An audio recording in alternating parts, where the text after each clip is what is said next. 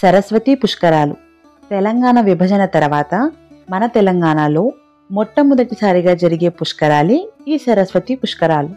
ఈ పుష్కరాలు భూపాలపల్లి జిల్లాలోని కాళేశ్వర క్షేత్రంలో మే 15 నుండి మే 26 వరకు జరగనున్నాయి. ఇటీవలే జరిగిన కుంభమేళ పుష్కరాలకి వెళ్ళలేని వారు ఈ పుష్కరాలకి, అదే సరస్వతి పుష్కరాలకి వెళ్తే అంతే పుణ్యం వస్తుందట. మరి అంతటి విశిష్టత ఉన్న ఈ పుష్కరాల గురించి పూర్తిగా తెలుసుకుందాం. నిజానికి సరస్వతీ నది ఉత్తరాఖండ్లోని మానా అనే గ్రామంలో ఉంది. మరి అక్కడెక్కడో ఉత్తరాఖండ్లో ఉన్న సరస్వతీ నది పుష్కరాలని మన తెలంగాణలోని కాళేశ్వర క్షేత్రంలో ఎలా జరుపుకుంటున్నామో ఇప్పుడు తెలుసుకుందాం. పుష్కరాలు, పుష్కరం అంటే 12 సంవత్సరాలు కాబట్టి 12 సంవత్సరాలకు ఒకసారి జరుగుతాయి, 12 రోజులు జరుగుతాయి. మన తెలంగాణలోని కాళేశ్వర క్షేత్రంలో మే 15 నుండి మే 26 వరకు ఈ 12 రోజులు ఈ పుష్కరాలు జరగబోతున్నాయి. కాళేశ్వర క్షేత్రంలో సరస్వతీ నది గుప్తకామినిగా ప్రవహిస్తుంది. నిజానికి సరస్వతీ నది ఉత్తరాఖండ్లోని మానా అనే గ్రామంలో ఉంది. మరి అక్కడెక్కడో ఉత్తరాఖండ్లో ఉన్న సరస్వతీ నది పుష్కరాలని మన తెలంగాణలోని కాళేశ్వర క్షేత్రంలో ఎలా జరుపుకుంటున్నామో ఇప్పుడు తెలుసుకుందాం. పుష్కరాలు, పుష్కరం అంటే 12 సంవత్సరాలు కాబట్టి 12 సంవత్సరాలకు ఒకసారి జరుగుతాయి, 12 రోజులు జరుగుతాయి. మన తెలంగాణలోని కాళేశ్వర క్షేత్రంలో మే 15 నుండి మే 26 వరకు ఈ 12 రోజులు ఈ పుష్కరాలు జరగబోతున్నాయి. కాళేశ్వర క్షేత్రంలో సరస్వతీ నది గుప్తకామినిగా ప్రవహిస్తుంది.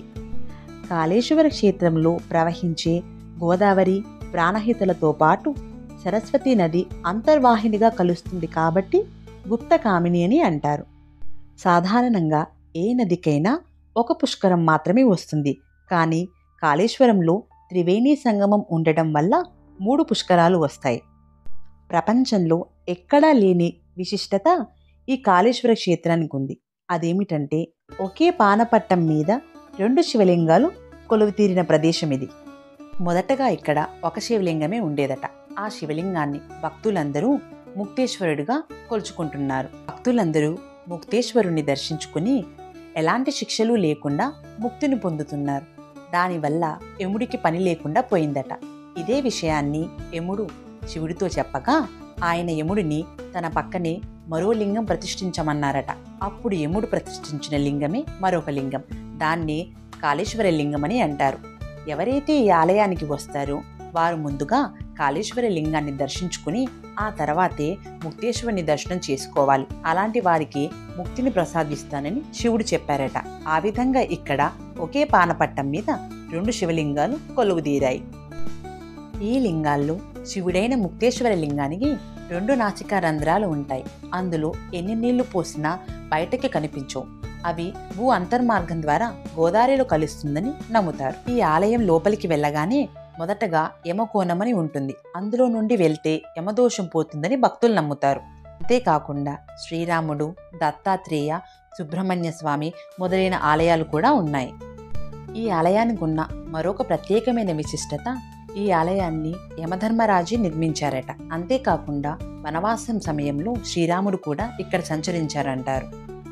దట్టమైన అడుగులు జలపాతాల మధ్యలో గోదావరి నది ఒడ్డున ఉన్న కాళేశ్వర క్షేత్రంలోని ఈ సరస్వతి పుష్కరాలకి వెళ్ళడానికి మీరందరూ కూడా ప్రయత్నించండి. నా వీడియో కనుక మీకు నచ్చినట్లయితే please like, share and subscribe to my channel. Thank you.